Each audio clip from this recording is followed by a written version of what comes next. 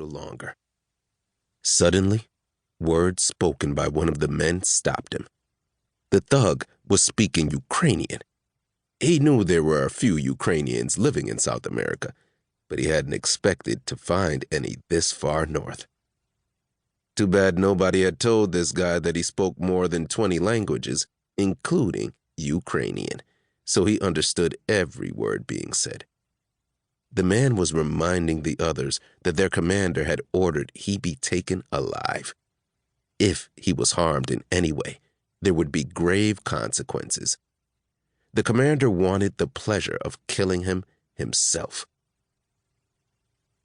That made him wonder who their commander was, and what had he done to get on the man's bad side. Granted, he'd worked undercover for the USN, the United Security Network, a clandestine agency of the United States government, for the past 5 years. It figured that during this, his last assignment with the network, something bad would happen. Sooner or later, the bad guys would figure out a way to get to him, that he wasn't invincible. His attention was quickly drawn back to his precarious situation when one of the men began advancing on him, holding a syringe in his hand that was big enough to bring down a damn bull elephant. If the guy thought he was going to stick him with that thing, he had another think coming.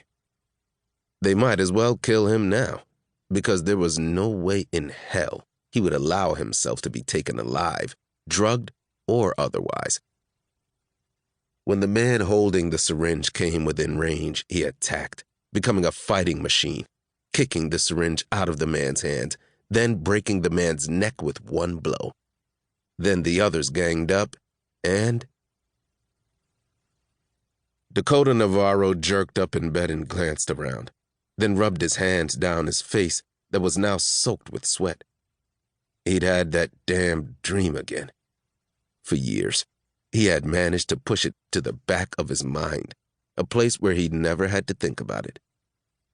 Kovalenko and his band of cutthroats were all dead. He'd come out of that ambush alive, but not without a few scars. But he'd survived, and that was the most important thing. That assignment, he'd been in South America to prevent the assassination of the president of Argentina and the subsequent coup attempt, was a thing of the past. Every member of his team, the in-fight unit of the USN, had made it out alive.